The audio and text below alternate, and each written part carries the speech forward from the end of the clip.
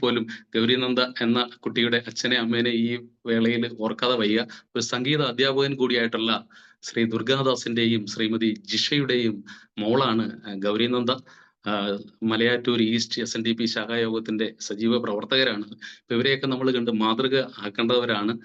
അപ്പം സ്നേഹപൂർവ്വം കുടുംബത്തെയും ഈ സത്സംഗത്തിലേക്ക് ഗുരുദേവനാമത്തിൽ ആത്മാർത്ഥമായി സ്വാഗതം ചെയ്യുന്നു. അതുപോലെ തന്നെ ഇന്ന് ഈ സത്സംഗം ധന്യമാക്കുന്നത് ഇവിടെ ഇപ്പം ഞാൻ പറഞ്ഞ ഈ കുരുന്നുകളാണ്. ഈ കുരുന്നുകൾ നാളെയുടെ ഭാവി വാഗ്ദാനങ്ങളാണ്. അവരൊക്കെ ഗുരുദേവന്റെ ആ ദർശനങ്ങളും കൃതികളും ഒക്കെ അറിഞ്ഞ് ഒരു നല്ല ഒരു എന്താ പറയുന്ന ഒരു തലമുറ സൃഷ്ടിക്കാനായിട്ട് ഭഗവാൻ അനുഗ്രഹിക്കട്ടെ. ഈ വേദിയിലേക്ക്, ഈ സത്സംഗത്തിലേക്ക് ഇവിടെ ആലപിക്കാൻ പറ്റുന്ന എല്ലാവരെയും സ്നേഹപൂർവ്വം ഗുരുദേവനാമത്തിൽ സ്വാഗതം ചെയ്യുന്നു. അതുപോലെ തന്നെ ലോകത്തിന്റെ നാനാഭാഗത്തു നിന്നുള്ള ധാരാളം ആളുകളാണ് നമ്മുടെ സത്സംഗത്തിൽ പങ്കെടുക്കുന്നത്. ഇന്ന് വർക്കിംഗ് ഡേ ആണെങ്കിൽ പോലും ധാരാളം ആളുകൾ ഈ സത്സംഗത്തിൽ പങ്കെടുക്കാനായിട്ട് മനസ്സ് കാണിച്ചിട്ടുണ്ട്. എല്ലാവരും ഗുരുദേവന്റെ അനുഗ്രഹം ചൊരിയട്ടെ. ഈശ്വര സ്നേഹം, ഈശ്വര വിശ്വാസം എല്ലാ ഭവനങ്ങളിലും എല്ലാ ഹൃദയങ്ങളിലും ഉണ്ടാവട്ടെ എന്ന് ആത്മാർത്ഥമായി പ്രാർത്ഥിച്ചുകൊണ്ട് എല്ലാവർക്കും എൻ്റെ വിനീതമായ നമസ്കാരം. ഇടയ്ക്ക് ഇങ്ങനെ ഒരു തടസ്സം ഇന്റർനെറ്റിൽ വന്നതിൽ ക്ഷമിക്കണം. എല്ലാവരും സത്സംഗത്തിലെ പങ്കുകൂടുക, അനുഗ്രഹം നേടുക എന്ന് ആത്മാർത്ഥമായി പ്രാർത്ഥിക്കുന്നു. ഒരിക്കൽ കൂടി ഗുരുധർമ്മം ജയിക്കട്ടെ. നന്ദി. നന്ദി സജീഷ് ചേട്ടാ. അടുത്തായിട്ട് നമ്മൾ എല്ലാവരും കാതോർത്തിരിക്കുന്ന മുഖ്യ പ്രഭാഷണത്തിലേക്ക് കടക്കുകയാണ്. കുമാരി എസ് ഗൗരിനന്ദ മോളെ പറ്റി സജീഷ് ചേട്ടൻ ഓൾറെഡി പറഞ്ഞു കഴിഞ്ഞു. ഇനിയിപ്പോൾ ഞാൻ വിവരിക്കേണ്ടതില്ല. മോളെ വളരെ പ്രാർത്ഥനയോടെ തന്നെ ഈ സത്സംഗത്തിലേക്ക് സ്വാഗതം ചെയ്യുന്നു. എല്ലാവർക്കും നമസ്കാരം. ഗുരുർ ബ്രഹ്മ ഗുരുർ വിഷ്ണു ഗുരുർദേവ മഹേശ്വര ഗുരു സാക്ഷാൽ പരം ബ്രഹ്മ തസ്മൈ ശ്രീ ഗുരവേ നമഃ. ശിവഗിരി ആശ്രമം UK-യുടെ നേതൃത്വത്തിൽ നടത്തുന്ന ചതയദിന സത്സംഗം ഓൺലൈൻ പ്രോഗ്രാമിൽ ഗുരുദേവ പ്രഭാഷണം അവതരിപ്പിക്കാൻ എനിക്ക് അവസരം ഒരുക്കി തന്ന രസികുമാർ സാറിനും സജീഷ് സാറിനും ഒരാകാശം നിറയെ നന്ദിയും കടപ്പാടും അറിയിക്കുന്നു. എന്നെ കേട്ടുകൊണ്ടിരിക്കുന്ന എല്ലാ ഗുരുദേവ ഭക്തർക്കും എന്റെ വിനീത വന്ദനം അറിയിക്കുന്നു. ഇന്നത്തെ കൃതി ആലാപനത്തിൽ പങ്കെടുക്കുന്ന സദാനന്ദൻ മാഷ്, അരുണിമ, ഹയരാജേഷ് മാസ്റ്റർ, ആദിദേവ് മാസ്റ്റർ, ആദിനാഥ്, കുമാരി ശിവാനി സൂര്യലാൽ, അനന്തു പ്രകാശ്, സദാനന്ദൻ മാഷ്, Kumari Amaya Vineeth master, Adinath master, Devath master, Shivath, Rasikumar sir, Shrimati Asha Babu, Durgadas Malayattoor, Sadanandan മാഷ്. ഞങ്ങളെ പോലുള്ള കൊച്ചു കുട്ടികൾക്ക് ഇതുപോലുള്ള വലിയ പ്രോത്സാഹനം നൽകുന്ന സംഘടന ഭാരവാഹികൾക്ക് എന്റെ നന്ദി ഒന്നുകൂടി ഞാൻ അറിയിക്കുന്നു. ഗുരുദേവ ഭക്തരി, ശ്രീനാരായണ ധർമ്മ പരിപാലന പ്രചാരികരി, ഞാൻ S Gourinanda, Malayattoor east 1793 number SNDP ശാഖായോഗത്തിലെ ശ്രീനാരായണ പ്രാർത്ഥന കുടുംബ യൂണിറ്റിലെ ഒരംഗമാണ് ഞാൻ. യുഗപ്രഭാവനായ ശ്രീനാരായണ ഗുരുദേവനെ കുറിച്ചും ഈഴവ ചരിത്രത്തെ കുറിച്ചും 2 വാക്ക് പറഞ്ഞുകൊള്ളട്ടെ. ശ്രീനാരായണ ഗുരുദേവന്റെ അവതാര മഹത്വം, അതിലൂടെ പ്രകാശം വരുത്തി നിൽക്കുന്ന ഈഴവ സംസ്കാരവും ചരിത്ര പാരമ്പര്യവും നമ്മൾ ഗുരുദേവ ഭക്തർ അല്പം അറിഞ്ഞിരിക്കുന്നത് വളരെ ഉചിതം തന്നെയാണ്. ഈഴവരാരാണ്? ഈഴവരെവിടെ നിന്ന് വന്നു? ഈഴവർ എന്ന പേര് നമുക്ക് എങ്ങനെ കിട്ടി? അതിനായി നമുക്ക് ഏകദേശം 3000 വർഷക്കാലം അപ്പുറത്തേക്ക് പോകേണ്ടതുണ്ടെന്ന് എനിക്ക് തോന്നുന്നു. വരൂ, നമുക്ക് അവിടെ നിന്ന് ഒരുമിച്ച് പ്രാർത്ഥിച്ച് യാത്ര തുടങ്ങാം. എനിക്കെന്റെ ഗുരുമതി ശ്രീനാരായണൻ, അതു മതി അവസാന കാലം വരയ്ക്കും. എനിക്കെന്റെ ഗുരുമതി ശ്രീനാരായണൻ, അതു മതി അവസാന കാലം വരയ്ക്കും. പണ്ട് പാണ്ഡ്യരാജ്യത്തെ രാജാവിന്റെ പുത്രിയായ അലി അരശാണ് ഒരിക്കൽ ഉല്ലാസ യാത്രയ്ക്കായി കപ്പലിൽ ലങ്കയിൽ എത്തിച്ചേർന്നു. തന്റെ പരിചാരികരൊത്ത് അവിടെ വസിക്കവേ കർണാടക രാജാവായ നരസിംഹനും അവിടെ എത്തിച്ചേർന്നു. യാദൃച്ഛികമായി അവർ പരസ്പരം കാണുകയും തമ്മിൽ ഇഷ്ടപ്പെടുകയും ചെയ്തു. പിന്നീട് അത് മാംഗല്യത്തിൽ കലാശിച്ചു. അങ്ങനെ അവർ അവിടെ സന്തോഷത്തോടു കൂടി ജീവിച്ചു വന്നു. കുറച്ചു കാലം കഴിഞ്ഞപ്പോൾ ലങ്കയിലുണ്ടായ ആഭ്യന്തര പ്രശ്നങ്ങൾ കാരണം അവർ തിരികെ നാട്ടിലെത്തി. എന്നാൽ സ്വദേശക്കാരവരെ സ്വീകരിച്ചില്ല. മാത്രമല്ല, ഈഴോത്ത നാട്ടിൽ നിന്ന് വന്ന അവരെ ഈഴവരെന്ന് വിളിക്കാൻ തുടങ്ങി. പിന്നീട് ഇവർ ഈ രാജ്യത്തുള്ള രാജാക്കന്മാരെയും പ്രഭുക്കന്മാരെയും സേവിച്ച് ജീവിച്ചു വന്നു. ഇക്കാരണത്താൽ ഇവരെ പിന്നീട് സേവകർ അഥവാ ചേകവർ എന്ന് വിളിപ്പേരുണ്ടായി. ഈ നരസിംഹനിൽ നിന്നാണ് ശ്രീലങ്കയിലെ സിലോണിയയ്ക്ക് സിംഹളം എന്ന പേര് ലഭിച്ചത്. ഈ വംശാവലിയാണ് പിന്നീട് ഈഴവരായി തീർന്നത്. ഒരു തമിഴ് പുരാണ ഗ്രന്ഥത്തിൽ സൂചിപ്പിച്ചിട്ടുള്ള ഇല്ല എന്ന രാജാവ് സിലോണിൽ നിന്ന് വന്ന് ചിദംബരത്ത് വെച്ച് നടന്ന മതപരമായ ഒരു സംവാദത്തിൽ പങ്കെടുത്തു. ബുദ്ധ ഭിക്ഷുക്കളും മാണിക്യവാചകരും തമ്മിലാണ് സംവാദമുണ്ടായത്. സംവാദത്തിനൊടുവിൽ ഇല്ല രാജാവും അനുയായികളും ശൈവ മതത്തിലേക്ക് മാനസാന്തരം പ്രാപിച്ചു. ഈ രാജാവിന്റെ പിന്മുറക്കാരാണ് ഈഴവരെന്ന് കൊച്ചിൻ കാസ്റ്റ് ആൻഡ് ട്രൈബൽ എന്ന ഗ്രന്ഥത്തിൽ രേഖപ്പെടുത്തിയിട്ടുണ്ട്. ഇതുകൂടാതെ സൈക്ലോപീഡിയ ഓഫ് ഇന്ത്യയിൽ മാലിദ്വീപും സിലോണും തീയരുടെ ആദ്യ ജന്മഭൂമിയാന്ന് പറയുന്നുണ്ട്. മറ്റൊന്ന്, ഈഴവരെ പറ്റി തിരുവിതാംകൂർ സ്റ്റേറ്റ് മാനുവലിൽ ഇപ്രകാരമാണ് രേഖപ്പെടുത്തിയിരിക്കുന്നത്. ചോവൻ അല്ലെങ്കിൽ ചോകൻ എന്ന പദം സേവിക്കുന്നവൻ എന്ന അർത്ഥമുള്ള സേവകൻ എന്ന സംസ്കൃത പദത്തിന്റെ ഒരു രൂപമാറ്റമാണെന്ന് പറഞ്ഞു വെച്ചിട്ടുണ്ട്. മലബാറിലെ ചില പഴയ വഞ്ചിപ്പാട്ടുകളിൽ അത്ര മോശമല്ലാത്ത രൂപത്തിൽ ചേകവനെന്ന് ഈ വാക്ക് ഉപയോഗിച്ചു കാണുന്നു. ഈ പദവും സേവകനിൽ നിന്ന് ഉത്ഭവിച്ചിരിക്കാൻ ഇടയുള്ളതാണെന്ന് അത് കാണിക്കുന്നത്. ഈഴവർ എന്ന മറ്റേ പദം സിംഹളം ദുഷിച്ചുണ്ടായ ഈഴത്തിൽ നിന്ന് വന്നതാണെന്ന് വിശ്വസിക്കപ്പെട്ടിരിക്കുന്നു. അവരുടെ ജന്മദേശം സിലോൺ ദ്വീപാണെന്ന് പുരാവർത്തം. അങ്ങനെ ഇങ്ങനെ എങ്ങനെ ആയാലും ഏത് ചരിത്രം പരിശോധിച്ചാലും ഈഴോത്ത് നാടുമായിട്ടുള്ള ശക്തമായ ബന്ധം പല ചരിത്ര കൃതികളിലും കാണാൻ സാധിക്കും. വടക്കൻ പാട്ടുകളിൽ പ്രകീർത്തിക്കുന്ന വലിയ ആരംഭരുടെ അംഗയാത്രയിൽ ഈഴവർക്ക് കേരളവുമായിട്ടുള്ള ബന്ധത്തെ പറ്റി പ്രസ്താവിച്ചു കാണുന്നത് ഇപ്രകാരമാണ്. നമ്മുടെ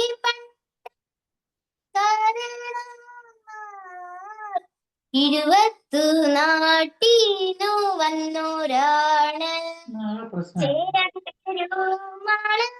തമ്പുരാനും ഓലയെഴുതിയല്ലോ.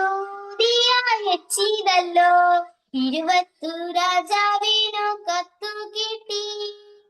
അപ്പോൾ പറയുന്നു രാജാവല്ലോ, ഇവിടുന്നു 7 പേരെ വേണം. മലയാള പെരുമാളുടെ കൽപ്പനയാ,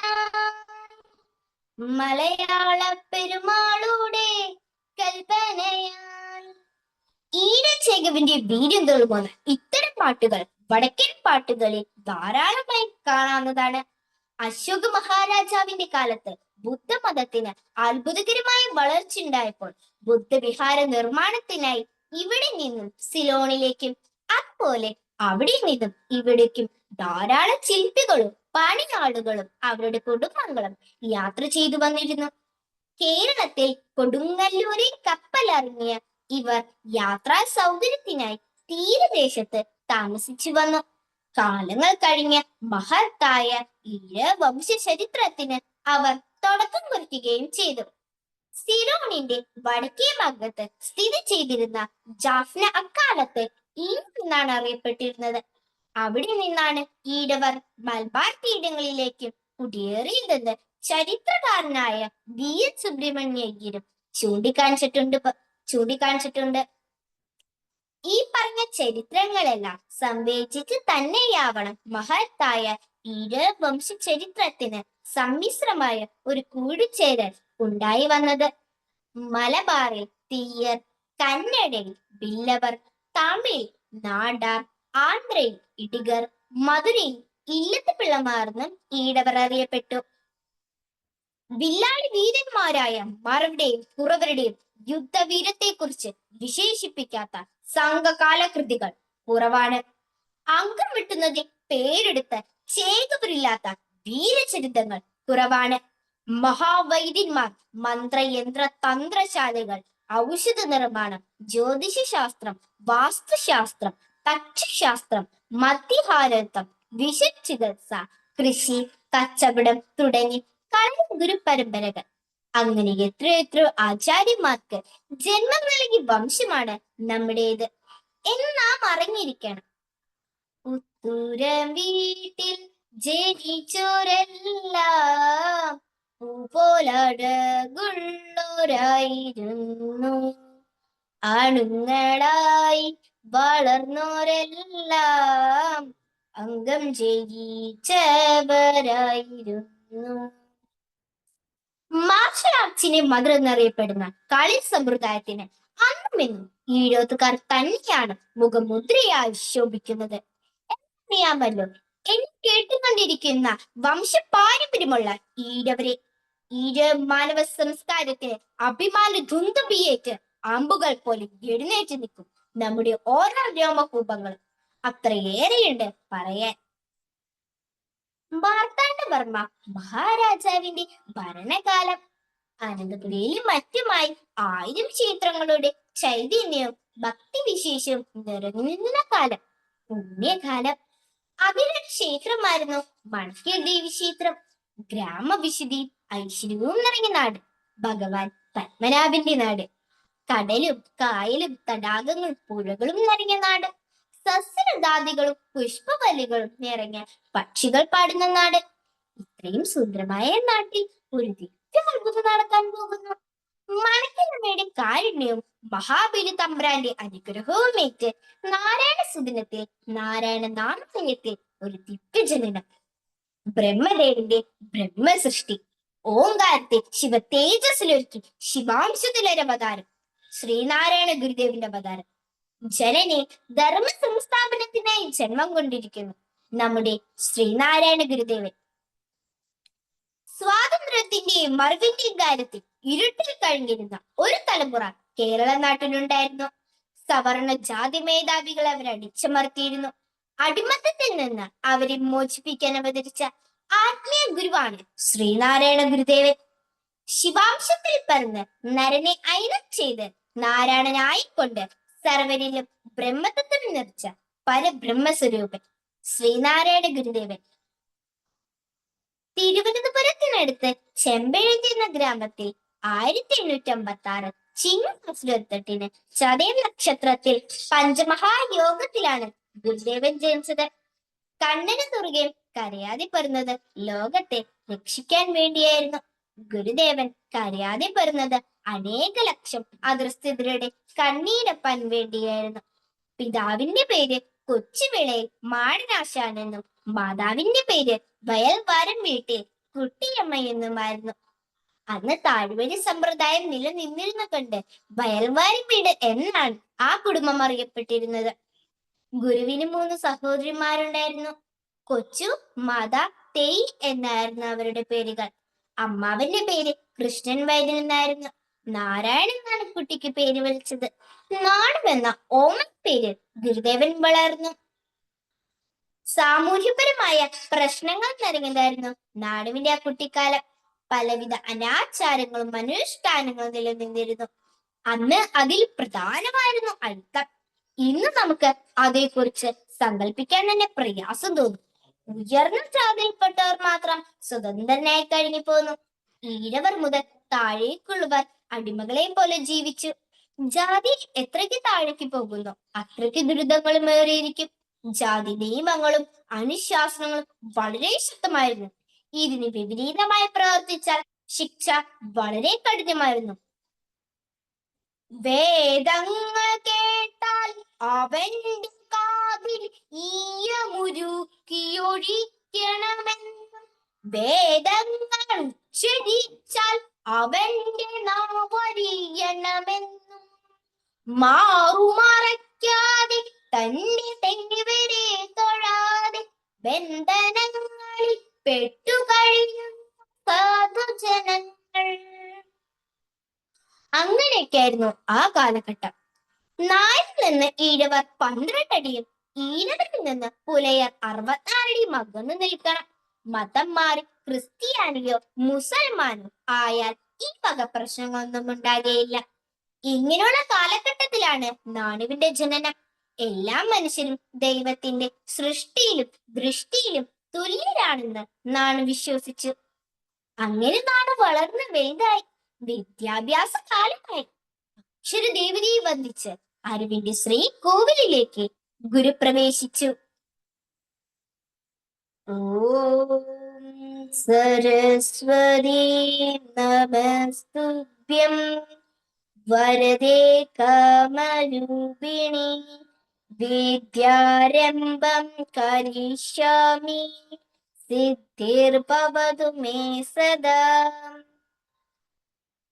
നാണുവിനെ 5ാമത്തെ വയസ്സിൽ എഴുത്തിനിരുത്തി. ചെമ്പഴന്തി മൂത്തപ്പിള്ള ആശാനാണ് ആദ്യാക്ഷരം കുറിച്ചത്. അക്ഷരങ്ങൾ പഠിച്ചു കഴിഞ്ഞപ്പോൾ സിദ്ധരൂപം, ബാലപ്രബോധം, അഷ്ടാംഗഹൃദയം, അമരകോശം എന്നിവ പഠിക്കാൻ തുടങ്ങി. അമ്മാവനായ കൃഷ്ണൻ വൈദ്യരും പിതാവായ മാടനാശാനുമായിരുന്നു നാണുവിന്റെ ആദ്യ ഗുരുക്കന്മാർ. 16ാമത്തെ വയസ്സ് മുതൽ ജ്ഞാനമാർഗങ്ങൾ അഭ്യസിച്ചു തുടങ്ങി. അതോടൊപ്പം ജ്യോതിഷ വിദ്വാനായ ഒരു ശാസ്ത്രജ്ഞനിൽ നിന്ന് ആയുർവേദ ഔഷധ നിർമ്മാണ രീതികളും പഠിച്ചു. തുടർന്ന് നാണുവിനെ സംസ്കൃതത്തിൽ ഉപരിപഠനത്തിന് അയക്കാൻ തീരുമാനിച്ചു. അതിനായി സംസ്കൃത പണ്ഡിതനായ കുമ്മംപള്ളി രാമൻപിള്ള ആശാന്റെ ശിഷ്യത്വം സ്വീകരിച്ചു. ഗുരുവും ശിഷ്യനും ഒരേ മനസ്സോടെ ഒരേ വിചാരത്തോടെ ജ്ഞാനപന്ഥാവിലേറി. ഓം സഹനാ ഭവതു സഹനൗ ഭുനക്തു സഹ വീര്യം കരവാവഹൈ തേജസ്വിനാവധീതമസ്തു മാ വിദ്വിഷാവഹൈ. ഓം ശാന്തി ശാന്തി ശാന്തി. രഘുവംശം മുതലാണ് നാണു പാഠങ്ങൾ പഠിച്ചു തുടങ്ങിയത്.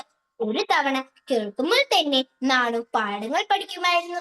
ശിഷ്യന്റെ അപാരമായ കഴിവിൽ രാമൻപിള്ള ആശാന് വലിയ മതിപ്പുണ്ടായി. നല്ല ബുദ്ധിയും ചെറുചെറുക്കുമുള്ള കുട്ടിയായിരുന്നു നാണു. അതിനാൽ വലിയ കുട്ടികൾ പഠിക്കുന്ന പാഠങ്ങൾ ഗുരുനാഥൻ നാണുവിനെ പഠിപ്പിച്ചു. നാണു വെളുപ്പിനെ ഉണരുകയും നിത്യവും ധ്യാനത്തിലിരിക്കുകയും ചെയ്യുമായിരുന്നു. ഭാഗവതമായിരുന്നു അക്കാലത്ത് നാണു വായിച്ചിരുന്നത്. ശ്രീകൃഷ്ണനായിരുന്നു നാണുവിന്റെ ഇഷ്ടദേവൻ. ഭൂയോർത്തിനിവർത്തിയായി ഭുവനവും സത്തിൽ തിരോഭൂതമായി പീയുഷ്യധ്വനി ലീനമായി ചുടലവും ശോഭിച്ചു ദീപപ്രഭ മായാമൂടുപടം തുറന്ന് മണിരംഗത്തിൽ പ്രകാശിക്കുമാർ കായാവിൻ മലർമേനി കൗസ്തുഭമണിഗ്രീവന്റെ ദിവ്യോത്സവം. ഈ ഭക്തിവിശേഷം കൊണ്ട് തന്നെയായിരിക്കണം ശ്രീകൃഷ്ണ ദർശനം ഉണ്ടായപ്പോൾ ഇത്തരത്തിലൊരു കൃഷ്ണകാവ്യം ഗുരു എഴുതാൻ കാരണം. അത്രയ്ക്കും സുന്ദരമായ സൃഷ്ടി തന്നെയാണ് ഇത്. അങ്ങനെ നാളുകൾ കടന്നുപോയി. ഒരിക്കൽ പഠനകാലത്തിനിടെ നാണുവിന് രക്താതിസാരം പിടിപെട്ടു. ഇതറിഞ്ഞ് അമ്മമാർ നാണുവിനെ അവിടെ നിന്നും തിരികെ ചെമ്പഴന്തിയിലേക്ക് കൊണ്ടുവന്ന് അസുഖം പൂർണ്ണമായി മാറ്റിയെടുത്തു. അസുഖം പൂർണ്ണമായി മാറിയെങ്കിലും പിന്നീട് നാട് തുടർ പഠനത്തിന് ഗുരുകുലത്തിലേക്ക് പോകണ്ടെന്ന് വെച്ചു. എങ്കിലും വ്യാകരണം, തർക്കശാസ്ത്രം, അലങ്കാരം എന്നിവയൊക്കെ നാണു ആ കാലയളവിൽ പഠിച്ചു കഴിഞ്ഞിരുന്നു. വരുന്നോരു തുമ്പങ്ങളെല്ലാം അറിഞ്ഞു കരിഞ്ഞിടുമാറാ വിരാതംഗ ബീജം കുറഞ്ഞോരു നേരം നിനയ്ക്കുന്ന ഭക്തർ അറിഞ്ഞില്ല മറ്റുള്ള കൈവല്യ രൂപം. തന്റെ നിയോഗത്തെ തിരിച്ചറിഞ്ഞത് കൊണ്ടായിരിക്കണം അവതാര പുരുഷനായ ഗുരു പിന്നീട് തുടർ പഠനത്തിന് പോകാതെ തന്റെ അവതാര ലക്ഷ്യത്തിനായി തപസ് തുടങ്ങിയത്. തൊട്ടടുത്തുള്ള കാട്ടിലും മറ്റും തനിച്ചിരുന്ന് ധ്യാനിക്കുന്ന നാണുവിന്റെ മാറ്റത്തിൽ വീട്ടുകാർക്ക് വിഷമവും അമ്പരപ്പുമുണ്ടായി. ഇതേ തുടർന്ന് നാടുവിന് അവിടെ ഒരു പള്ളിക്കുടം വിട്ടുകൊടുത്തു. അങ്ങനെ നാണുവാശാൻ എന്ന പേരിൽ അറിയാൻ തുടങ്ങി. നാണുവാശാൻ ഈ പള്ളിക്കൂടത്തിൽ വരുന്ന കുട്ടികൾക്ക് മാത്രമല്ലാതെ തൊട്ടടുത്തുള്ള പുലേ വീട്ടുകളിലുള്ള കുട്ടികൾക്കും നാണു അക്ഷരങ്ങൾ പകർന്നു കൊടുത്തിരുന്നു. ചെറുപ്പം മുതൽ ജാതിയിൽ താന്നവരോടായിരുന്നു നാണുവാശാന്റെ കൂട്ട്. അതിനാൽ ഇത്തരം നല്ല ചിന്തകൾ നാണുവാശാൻ വലുതാവും തോറും അവയും വളരാൻ തുടങ്ങി. ഇക്കാര്യത്തിൽ പലതവണ വീട്ടുകാരും അമ്മാവന്മാരും നാണുവിനെ ശാസിച്ചു. എങ്കിലും നാണു ഇതൊന്നും ചെവിക്കൊണ്ടില്ല. കൂടുതൽ സമയവും ധ്യാനവും മനനവുമായി കഴിഞ്ഞ നാണുവിനെ പെണ്ണ് കെട്ടിച്ച് ഗാർഹസ്ഥ്യം നൽകാമെന്ന് കരുതി. അതിനായി അമ്മാവന്മാർ മാടനാശാന്റെ സഹോദരിയുടെ മകളുടെ മക്കളായ കാളിയമ്മയെ വധുവായി നിശ്ചയിച്ചു. നാണുവിന്റെ സഹോദരിമാർ വധുവിനെ വീട്ടിലേക്ക് എത്തിച്ചു. അക്കാലത്ത് സഹോദരന് വേണ്ടി സഹോദരിമാർക്കും ഇഷ്ടപ്പെട്ട പെണ്ണിനെ വേല ചെയ്ത് കൊണ്ടുവരാമായിരുന്നു. എന്നാൽ തന്റെ പത്നിയായി എത്തിയ കാളിയമ്മയോട് തന്റെ അവതാര ലക്ഷ്യം ലളിതമായി പറയട്ടെ നാണു വീട് വിട്ടിറങ്ങി. തന്റെ ലക്ഷ്യത്തിലേക്ക് അടുക്കാൻ സ്വന്തം ബന്ധങ്ങൾ തടസ്സമെന്നാണ് അതല്ല പാടെ ത്യജിച്ച് അന്ധകാരത്തിലേക്ക് ഉഗ്ര തപസ്സിനായി ഇറങ്ങിപ്പോയി. ആടുപാമ്പേ പുനം തേടുപാമ്പേ അരുളാനന്ദ കൂത്തു കണ്ടാടുപാമ്പേ. ആടുപാമ്പേ പുനം തേടുപാമ്പേ അരുളാനന്ദ കൂത്തു കണ്ടാടുപാമ്പേ. തിങ്കളും കൊന്നയും ചൂടുമീശൻ പദ പങ്കജം ചേർന്നു നിന്നാടുപാമ്പേ. തിങ്കളും കൊന്നയും ചൂടുമീശൻ പദ പങ്കജം ചേർന്നു നിന്നാടുപാമ്പേ. ആടുപാമ്പേ പുനം തേടുപാമ്പേ അരുളാനന്ദ കൂത്തു കണ്ടാടുപാമ്പേ. ഗുരുദേവനെ ദേവപദവിയിലേക്ക് ഉയർത്തുന്ന സംഗമയോഗകാലം കഠിന തപസ്സിലൂടെ ഷഠാധാരം ഭേദിച്ച് സഹസ്രാര പത്മം പുൽകി ദൈവവും താനും ഒന്നായി മാറുന്ന അപൂർവ നിമിഷം. ആ അനുഭൂതി അനുഭവിച്ച മഹാഗുരു കുണ്ടലിനി പാട്ടിലൂടെ അത് നമുക്ക് വ്യക്തമായി പറഞ്ഞു തന്നിരിക്കുന്നു. ആടുപാമ്പേ പുനം തേടുപാമ്പേ അരുളാനന്ദ കൂത്തു കണ്ടാടുപാമ്പേ. തപസ്സിലൂടെ തപസ്സി പൊരുളറിഞ്ഞ ഗുരു ജീവിതമൂല്യങ്ങൾ തേടിയുള്ള യാത്രയായിരുന്നു പിന്നീട്. അതിനിടെ ചട്ടമ്പി സ്വാമികൾ നാണുവിന് സമാന്തരക്കാരനായെത്തി. അങ്ങനെ ആ ബന്ധം തൈക്കാട്ടു അയ്യാവു സ്വാമിയിലൂടെ നാടുവിന് യോഗ സാധനയ്ക്ക് മാർഗം തെളിയിച്ചു. തുടർന്ന് ആത്മജ്ഞാനത്തിനായി 1857 കന്യാകുമാരിയിലെ മരുത്തമലയിലെ പിള്ളത്തട ഗുഹയിലെത്തുന്നത്. സാധാരണ മനുഷ്യർ ചെന്നെത്താത്ത ഒരു ഭയാനകമായ സ്ഥലമായിരുന്നു അവിടം. ഘോരമായ പാറക്കെട്ടുകൾ നിറഞ്ഞ ഭീകര കാട്ടുപ്രദേശം. ദുഷ്ടമൃഗങ്ങളുടെ വിഹാര കേന്ദ്രമായ അവിടെ ശാന്തി നിറഞ്ഞ മനസ്സോടെ നാണു തപസ്സു തുടങ്ങി. വല്ലപ്പോഴും ശരീരബലം നിലനിർത്താൻ വേണ്ടി മാത്രം കാട്ടിൽ നിന്നും ലഭിച്ചിരുന്ന അടപതിയും കിഴങ്ങും കാട്ടുകൂടി ഇലയുടെ ചാറും പച്ചവെള്ളമൊക്കെയായിരുന്നു നാണു പലപ്പോഴും കഴിച്ചിരുന്നത്. നാണുവിന് കൂട്ടുകാരും കാവൽക്കാരുമായി 2 പുലികളും 1 പാമ്പും ഉണ്ടായിരുന്നു. അവരുടെ സംരക്ഷണത്തിൽ നാണു 5 വർഷത്തോളം കഠിന തപസ് ചെയ്തു. ഒടുവിൽ നാണുവിന്റെ തപസ്സിൽ മനസ്സലിഞ്ഞ് സംപ്രീതനായി ശിവഭഗവാൻ കുഷ്ഠരോഗിയുടെ രൂപത്തിൽ ദർശനം നൽകി ആത്മജ്ഞാനവുമേകി. അവിടുന്ന് മുതൽ ശ്രീനാരായണ ഗുരു ശ്രീനാരായണ ഗുരുദേവനായി മാറി. ശിവശങ്കര സർവശരണ്യ വിഭോ ഭവസങ്കടനാശന പാഹി ശിവ കവി സന്തതി സന്തതവും തൊഴുവൻ ഭവനാടകമാടും മരുമ്പൊരുളേ.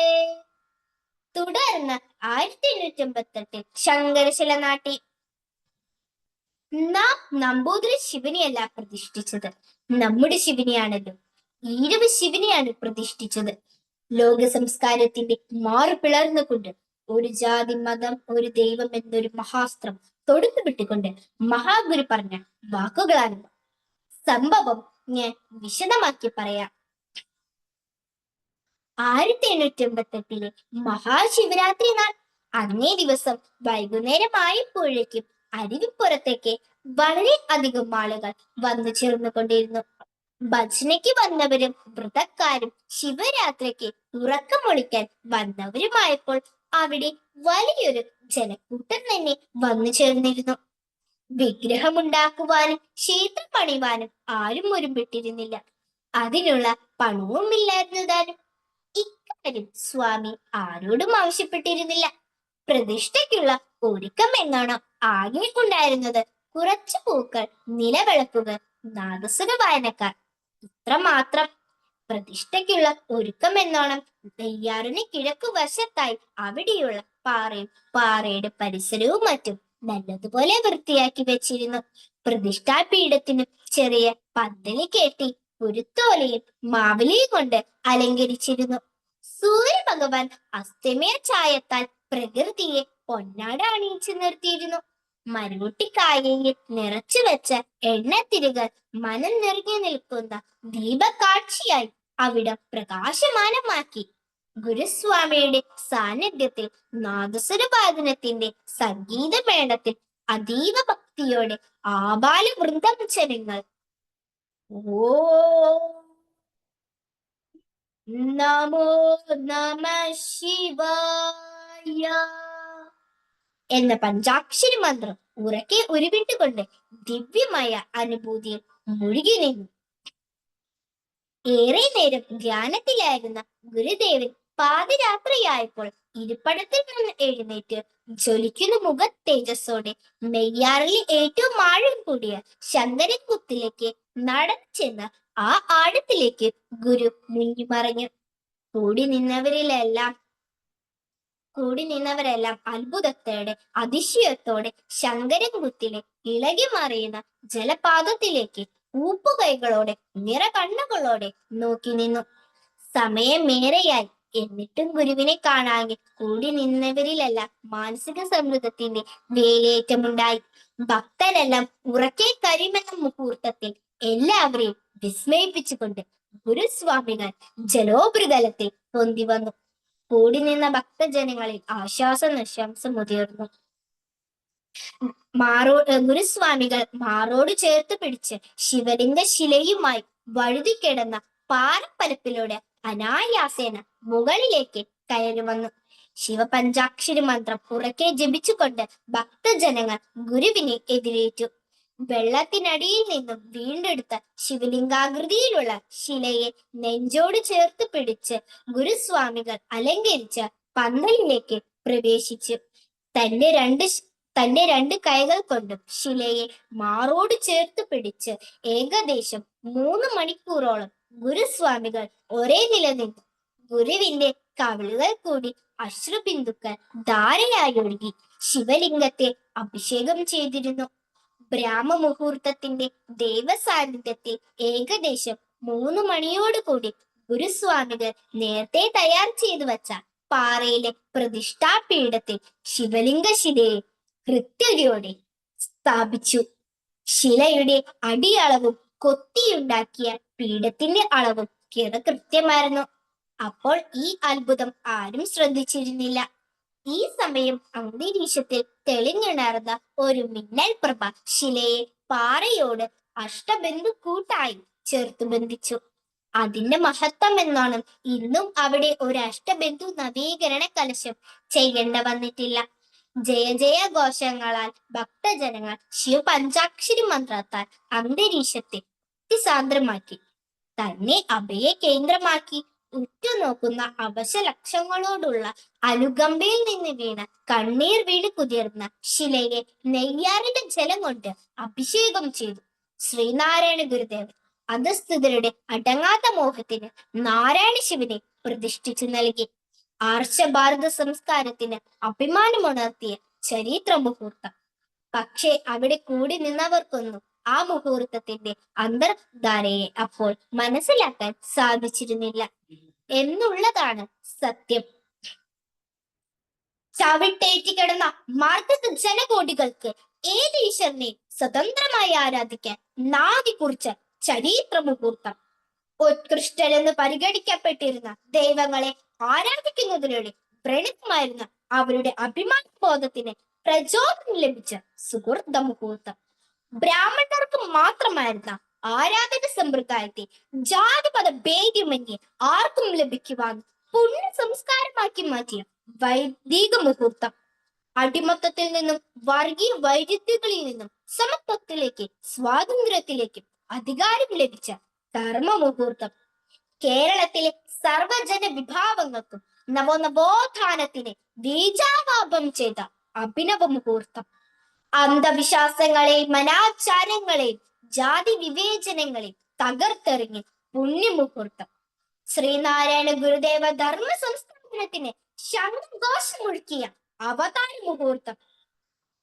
ശ്രീനാരായണ യുഗത്തിന് നാല് കുറിച്ച അരുവിപ്പുറ പ്രതിഷ്ഠയ്ക്ക് കേരളത്തിലെ കഴിഞ്ഞുപോയ 2000 വർഷത്തെ ചരിത്രത്തിനിടയിൽ ഇത്രയും ധന്യമായ പുണ്യമായ ദിവ്യമായ മറ്റൊരു മുഹൂർത്തവും ഭാരതത്തിലെന്നല്ല ലോകത്തിൽ ഒരിടത്തും രേഖപ്പെടുത്തിയിട്ടില്ല.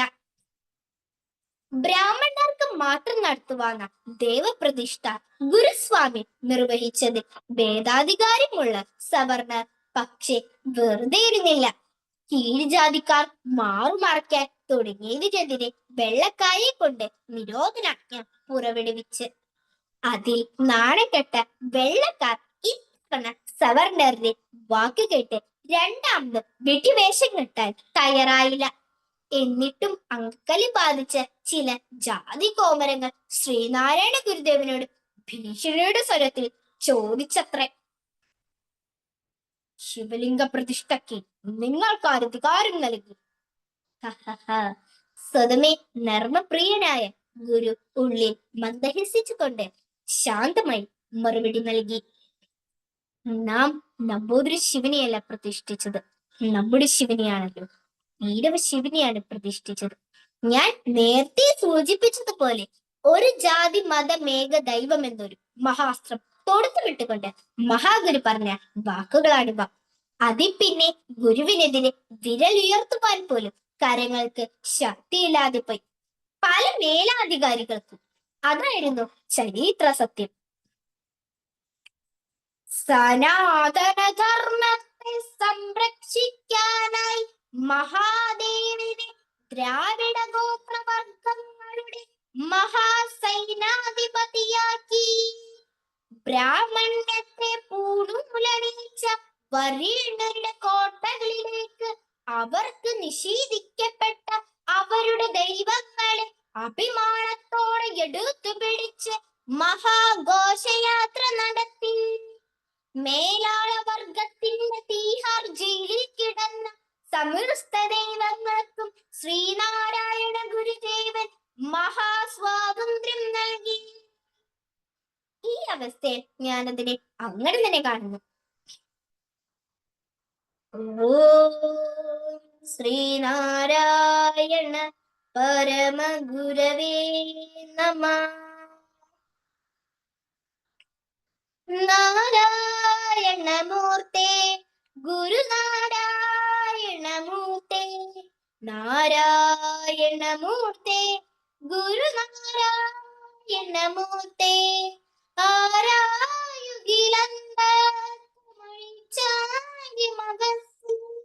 നേരാം വഴി കാട്ടും ഗുരുവല്ലോ പരദൈവം. ആരാധന തോത്തിടുകിലങ്ങൾ കവിടുന്ന നാരായണമൂർത്തേ ഗുരുനാരായണമൂർത്തേ. പിന്നീട് ഗുരു ക്ഷേത്രഭിത്തിൽ തങ്കലിപിൽ ജാതി ചിഹ്നങ്ങൾ ഇല്ലാതാക്കി ഇങ്ങനെ കൂടി എഴുതി വെച്ചു: ജാതിഭേദം മതദ്വേഷം ഏതുമില്ലാതെ സർവരും സോദരത്വേന വാഴുന്ന മാതൃകാസ്ഥാനമാമിത്. തുടർന്ന് ഗുരു തന്റെ അവതാര കർമ്മം ആരംഭിച്ചു. പൂർവ്വധാരികൾ ഞെട്ടിവരച്ചു. അനാചാരങ്ങളും പമ്പ കടന്നു. അത്ഭുതങ്ങളും മടത്താളങ്ങളും കേരളത്തിലും മറ്റു ദേശങ്ങളിലും സ്ഥാപിച്ചു. ചാത്തനും മർദ്ദയും മാടുമെല്ലാം പരലോകം പോയി. ദുരാചാരങ്ങളെയും ദുർദേവതകളെയും വരവെച്ചകറ്റി സദ്ദേവതകൾക്ക് ഭൂതലം വീതിച്ചു നൽകി. വിവേകാനന്ദൻ വിധിച്ച ഭ്രാന്താലയത്തിനെ ഗുരുദേവൻ ശാന്താലയമാക്കി. സർവസാമർത്ഥ്യം കൊണ്ട് ആനന്ദ നൃത്തം ചെയ്ത തന്റെ ജനതയെ സമ്പത്ത് കൊണ്ട് ശക്തരാക്കി, വിദ്യ കൊണ്ട് പ്രബുദ്ധരാക്കി. ഐക്യ വിചാരങ്ങൾക്കും ജാതി ധ്വംസനങ്ങൾക്കും എതിരെ ശബ്ദനാട്ടം മുഴുക്കിക്കൊണ്ട് ദക്ഷിണേന്ത്യയാകെ അശ്വമേധം നടത്തി നമ്മുടെ ഗുരുസൂര്യൻ, സഹസ്രാബ്ദത്തിൽ ഇതിഹാസ സൂര്യൻ ശ്രീനാരായണ ഗുരുദേവൻ. അങ്ങനെ 1903 ശ്രീനാരായണ ധർമ്മ പരിപാലന യോഗമുണ്ടായി. എല്ലാവർക്കും നാഥനായി മാറിയ ഗുരുവിനെ ബാപ്പുജിയും ടാഗോറും റോളണ്ടും ഗുരുസമിതിയിൽ വന്ന് ദർശന ഭാഗ്യം നുകർന്നു. 1925 മാർച്ച് 11 ഗുരുദേവനും ഗാന്ധിജിയുമായിട്ടുള്ള കൂടിക്കാഴ്ച നടന്നത്. രണ്ടു മഹാത്മാരുടെ സംഭാഷണത്തിന് വിവർത്തകനായി വർത്തിച്ചത് എൻ കുമാരനായിരുന്നു. ഗുരുദേവനും ഗാന്ധിജിയുമായിട്ടുള്ള സൗഹൃദ സംഭാഷണത്തിന് ശേഷം അനന്തപുരിയിൽ വച്ചു കൂടിയ മറ്റൊരു യോഗത്തിൽ ഗാന്ധിജി ഗുരുദേവനെ കുറിച്ച് ഇങ്ങനെ പ്രസ്താവിച്ചു: മനോഹരമായ തിരുവിതാംകൂർ രാജ്യം സന്ദർശിക്കാൻ ഇടയായതും പുണ്യാത്മാവായ ശ്രീനാരായണ ഗുരുസ്വാമി തൃപ്പാദങ്ങളെ കാണാനിടയായി എന്റെ ജീവിതത്തിലെ പരമഭാഗ്യമായി ഞാൻ കാണുന്നു. വിശ്വമഹാകവി ഗുരുദേവനെ പറ്റി അഭിപ്രായപ്പെട്ടത് തികച്ചും ശ്രദ്ധേയമാണ്. ഭാരതഭൂമിയിൽ ജീവിച്ചിരിപ്പുള്ള പരമഹംസമായ സ്വാമി തൃപ്പാദങ്ങളെ പോലെ ഭവനചരിതനായ ഒരു മഹാത്മാവിനെ ഞാൻ എവിടെയും കണ്ടെത്തില്ല. അനന്തത്തിലേക്ക് നീളുന്ന അദ്ദേഹത്തിന്റെ യോഗ നൈന്യങ്ങളും ഈശ്വര ചൈതന്യം തുടങ്ങുന്ന മുഖത്തേജസ്സും മറ്റു വൈശിഷ്ട്യങ്ങളും അവിസ്മരണീയമാണ്.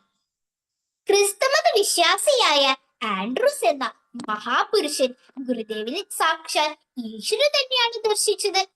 പ്രഥമ കാഴ്ചയിൽ തന്നെ ആരുടെയും മനം കവർന്നുകൊണ്ട് അലൗകികമായ ദൈവപ്രകാശമായി ഏവരിലും ദിവ്യ അനുഭൂതിയായി ഗുരുദേവൻ വർത്തിച്ചിരുന്നു. സർവമേധാത്വത്തിന്റെ രാജസിംഹാസനത്തിൽ ഇരുന്നു കൊണ്ട് ഗുരു അധർത്തികർക്കെതിരെ, അനാചാര്യങ്ങൾക്കെതിരെ, അടിച്ചമർത്തപ്പെട്ടവർക്കെതിരെ, അറിവില്ലാത്തവർക്കെതിരെ കള പിടിച്ച മണ്ണൊഴുത് പുതുവിത്തുപാകി. അറിവിലുമേറിയറിഞ്ഞിടുന്നവൻ തൻ ഉരുവിലുമൊത്തു പുറത്തു മുജ്വലിക്കും. കരുവിനു കണ്ണുകളഞ്ചു മുള്ളടക്കി തെരു വീണു വണങ്ങിയോതിടേണം എന്നാണ് മഹാഗുരു നമുക്ക് പറഞ്ഞു തന്നിട്ടുള്ളത്. ആധ്യാത്മ ജ്ഞാനത്തിനായി വിദ്യാലയങ്ങളും, ആധ്യാത്മ ദർശനത്തിനായി കാവ്യങ്ങളും, ആധ്യാത്മ മോക്ഷത്തിനായി ക്ഷേത്രങ്ങളും നൽകി. ലോകം മുഴുവനും ഗുരുവിന് മുന്നിൽ തൊഴുതി നിന്നു.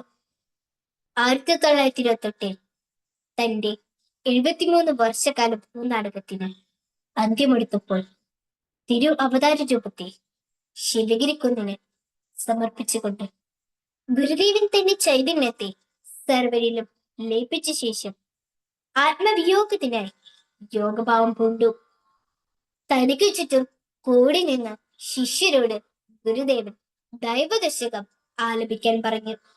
ശിഷ്യരുടെ ദൈവദശകം ആലാപന സമയത്ത് അവിടെ കൂടി നിന്ന ആയിരക്കണക്കിന് ഗുരുഭക്തർ അതിശക്തിയായ ദുഃഖത്താൽ ശ്വാസം നിലച്ച മട്ടിൽ കണ്ണീരൊഴുക്കി നിന്നു. എല്ലാവർക്കും സ്വന്തം പ്രാണൻ പോകുന്ന വേദന അനുഭവപ്പെട്ടു. പരമദയാലുവായ ഗുരു എല്ലാവരെയും നോക്കി മന്ദസ്മിതം പൂണ്ടു. പിന്നെ ഗുരു സാവധാനം തന്റെ കണ്ണുകൾ അടച്ചു. ഇന്ദ്രിയവേദം ചെയ്തു. യോഗബലത്താൽ പഞ്ചപ്രാണനെ വരുതിയിലാക്കിക്കൊണ്ട് ആത്മപ്രാണനെ വന്ദിച്ചു. ഈ സമയം ദൈവദശകം അവസാന പദ്യത്തിലെത്തിയിരുന്നു. അവിടെ കാത്തുനിന്ന പ്രപഞ്ച ദേവതകൾ ഗുരുദേവന്റെ ആത്മചൈതന്യത്തെ കൂപ്പുകൈകളോടെ സ്വീകരിച്ചു. ഭക്തജനങ്ങളുടെ ചുണ്ടുകളിൽ അപ്പോഴും മന്ത്രജപം ഉറക്കെ ഉണർന്നു നിന്നിരുന്നു. ആഴമേറും നിൻമഹസ്വം ആഴിയിൽ ഞങ്ങളാകവേ ആഴണം വാഴണം നിത്യം വാഴണം വാഴണം സുഖം വാഴണം വാഴണം സുഖം വാഴണം വാഴണം സുഖം. ഇത്രയും പറഞ്ഞുകൊണ്ട് എന്റെ എളിയ വാക്കുകൾ ഗുരുദേവന് മുന്നിൽ സമർപ്പിച്ചുകൊണ്ട് ഞാൻ ഉപസംഹരിക്കുന്നു. ജയ് ഗുരുദേവ. നന്ദി, നമസ്കാരം.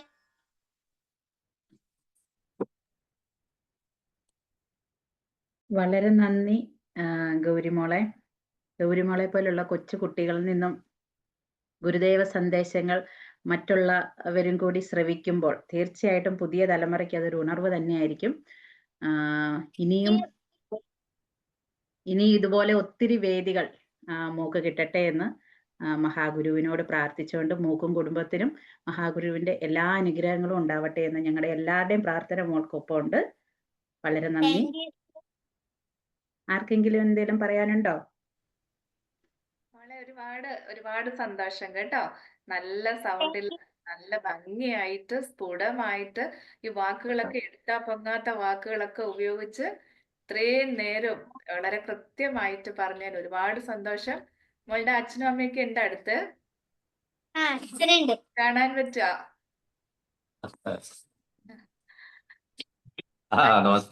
നമസ്തേ. ഒരുപാട് സന്തോഷം കേട്ടോ. ഇത്ര ഭംഗിയായിട്ട് മോള് പറയുന്ന കേൾക്കുമ്പോ നമ്മുടെ ഇവിടെ കുറെ കുട്ടികൾ പഠിക്കുന്നുണ്ട്.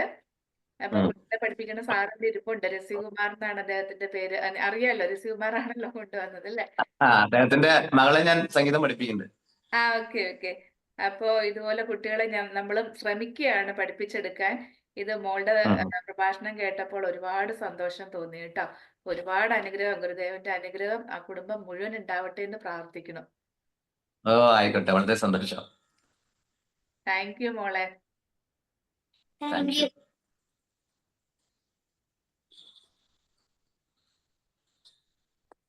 സജീഷ് ഉണ്ടാവും. സജീഷ് എന്തെങ്കിലും പറയണോ?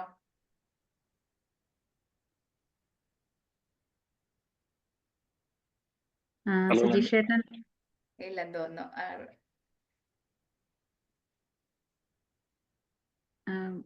ഗണേഷ ആർക്കെങ്കിലും എന്തെങ്കിലും പറയണോ? ബൈച്ചേട്ടൻ. ഹലോ, നമസ്കാരം. വളരെ സന്തോഷമുണ്ട് കേട്ടോ. ഗൗരിനന്ദ അച്ഛൻ ശരിക്കും പറഞ്ഞു കഴിഞ്ഞാല് നമ്മുടെ ഇവിടെ വരുന്ന ഇപ്പം കല പറഞ്ഞതുപോലെ നമ്മുടെ ഇവിടെ കുറെ കുട്ടികളുണ്ട്. ഇപ്പം ഈ ഇതിനകത്തില് പിന്നെ ഗുരുദേവ കൃതികൾ ആരംഭിക്കുന്ന അരുണിമ, അതേപോലെ തന്നെ ഹയ രാജേഷ്, അതേപോലെ ശിവാനി, ഇവർക്കൊക്കെ തീർച്ചയായിട്ടും നമ്മുടെ ഗൗരി മോളൊരു പ്രചോദനമാകും. കുറച്ചു നാൾ കഴിയുമ്പം ഇതുപോലുള്ള പ്രഭാഷണത്തില് നമ്മുടെ ഈ UK നിന്നുള്ള ആളുകള് കുട്ടികൾ ഉണ്ടാകും എന്നുള്ളൊരു പ്രതീക്ഷയാണ് നമുക്കുള്ളത്. എന്തായാലും തീർച്ചയായിട്ടും ഒത്തിരി സന്തോഷമുണ്ട് കേട്ടോ ഈ ഒരു പ്രഭാഷണം കേട്ടതില്. കുടുംബത്തിനും മോൾക്കും ഗുരുദേവന്റെ അനുഗ്രഹം ഉണ്ടാകട്ടെ എന്ന് പ്രാർത്ഥിക്കുന്നു. നന്ദി, നമസ്കാരം. Thank you. ഒരുപാട് സന്തോഷം. Thank you.